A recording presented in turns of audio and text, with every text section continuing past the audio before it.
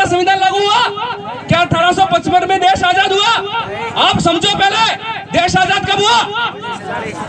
1947। संविधान कब लागू हुआ? 1950। जबकि हमको हमारे अधिकार 1855 के अंदर मिल गए थे और वो दिलाने वाले थे हमारे आदिवासी। जब अंग्रेज हमारी टेरिटरी में आए, झारखंड हमारा टेरिटरी, छत्तीसगढ़ हमारा टेरिटरी, उड़ीसा हमारा टेरिटरी, राजस्थान का दक्षिणी इलाका हमारा टेरिटरी, उसी प्रकार मध्य प्रदेश हमारा टेरिटरी, महाराष्ट्र, गुजरात, पूरे जितने भी आदिवासी राज्य और दक्षिणी इलाके हैं वो सारे सारे किसके इलाके हैं? आदिवासियों के। और ये आदिवासी इलाके भारत आजाद होने से पहले आजाद हो चुके थे। तुम क्या आजादी दिलाते हो हमें?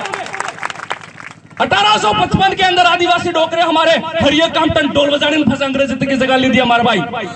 इन जमींदारों से, इन सुखोरों से और इन सामंतों से। यहाँ पर अगर आप सारे सरपंच आपके बन रहे हैं, सारे विधायक आपके बन रहे हैं इन 5 जिलों में, उसका एक और एक मात्र कारण क्या है? संथाल परगना से मिला हुआ 1855 में तुम्हारा अधिकार। और इसी की वजह से, इसी के आधार पे, इन बच्चों के बलिदान के आधार पे ही 1874 के अंदर शेड्यूल डिस्ट्रिक्ट एक्ट बना। कौन सा डिस्ट्रिक्ट एक्ट बना? Schedule district act 1874। तब से इस इलाके में 5वीं और 6ठी अनुसूची लागू है। ये लोग हमें क्या आरक्षण देते? अरे ऐसे ये गेंडे नेता अगर विधानसभा और लोकसभा में बोलता है तो अभी तक तुमको 100% रिजर्वेशन मिल चुका होता।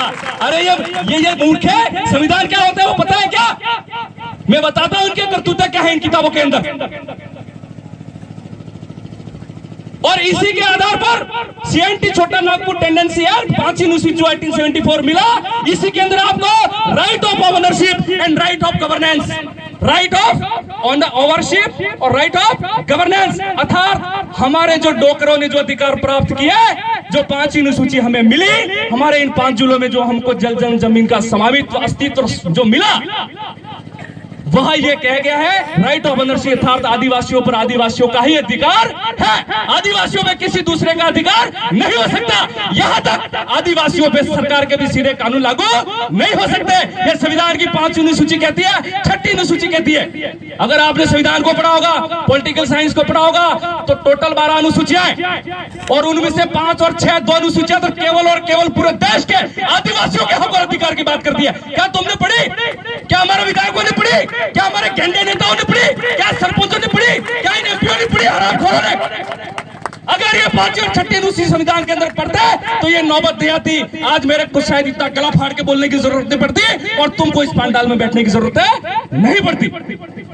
लेकिन विडंबना है, लानत है, हरामखोर विधानसभा में बैठ करके अमेंडमेंट ला रहे हैं और हमारे आरक्षण को बेच रहे हैं। हमारे डोकरों ने जो जल जंगल जमीन का 100% रिजर्वेशन जो प्राप्त किया था, उसको एक एक करके इन नारे कांग्रेस बीजेपी के नेताओं ने बेचा है, इन गेरों को बेचा है।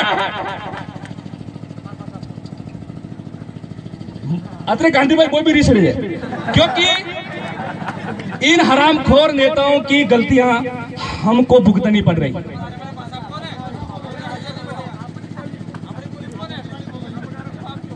पांचवी अनुसूची लागू हुई, अपने डोकरों का राज लागू हुई हो। अनाबाद एक और हमारे समाज का बहुत ही धुरंधर 25 साल की उम्र में शहीद होगा भाई, उसका नाम था बिरसा मुंडा, महामानव, क्रांति सूर्य, आदिवासियों का भगवान, गांधी से भी पहले का गांधी, धरती आबा बिरसा मुंडा। इस बिरसा मुंडा की वजह से, और हमको कौन सा अधिकार मिला? काश्तकारी संशोधन अधिनियम इस बिरसा मुंडा की वजह से मिला, जो मात्र 25 साल की उम्र में शहीद हो गया अंग्रेजों से लड़ते हुए। तो ये अधिकार किसने दिलाए? कांग्रेस ने दिलाया क्या? बीजेपी आ लिया? कांग्रेस आ लिया? खड़ी पार्टी आ लिया? वो ये बात करो थे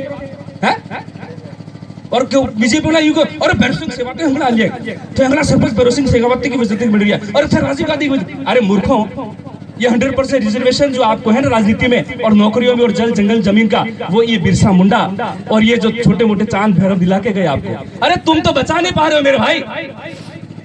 बीजी बात है जनसंख्या और हमारा धर्म पे चौंकी मणिलाल जी पूरी बात करेंगे, कांति भाई रोहत ने बहुत सारी बात बता दी, लेकिन मैं आपको बता दूं 1881 में अपनी जनगणना भी अपने आदिवासियों की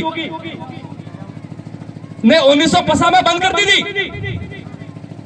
बाहर हंगल की जनसंख्या वेरियन, हंगलों को धर्म है, हिंदुओं का अपना धर्म है, मुस्लिमों का है, सिख का है, ईसाई का है, और देश में मात्र 1% जैन है, फिर भी उसका धर्म अस्तित्व में है और वो धर्म के लिए कुछ भी कर जाते हैं। तो मुझे को ना देश में आपने भारत की संख्या में 12% रुपया में थी कि 12 तो आपने धर्म खरे को मार पाई है, खरे धर्म को थोड़ा हिंदू में हो, थोड़ा मुसलमान में हो, थोड़ा सिख में हो, थोड़ा ईसाई में हो, तो क्या धर्म खरे को?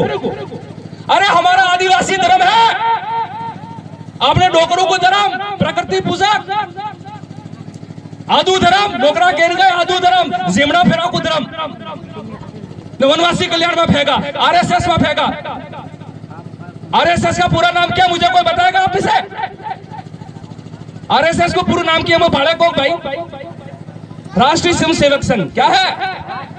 राष्ट्रीय स्वयं सेवक संघ नहीं है, उसका पूरा नाम है रेशियल सुपर सिस्टम, अर्थात उच्च वर्णीय व्यवस्था, अर्थात ऊंची जातियों द्वारा बनाया गया एक ऐसा संगठन जो निचले तबके की जातियों को हमेशा से हमेशा शोषित, दमित, अत्याचार और दबाए रखेगा। और हम आरएसएस के क्या बन रहे? वो बन रहे सिपाही, ट्रेनिंग लेने जा रहे, और मुर्द बनना चाहिए एसटी एससी और ओबीसी को, तो जो आरएसएस से जुड़ रहा है।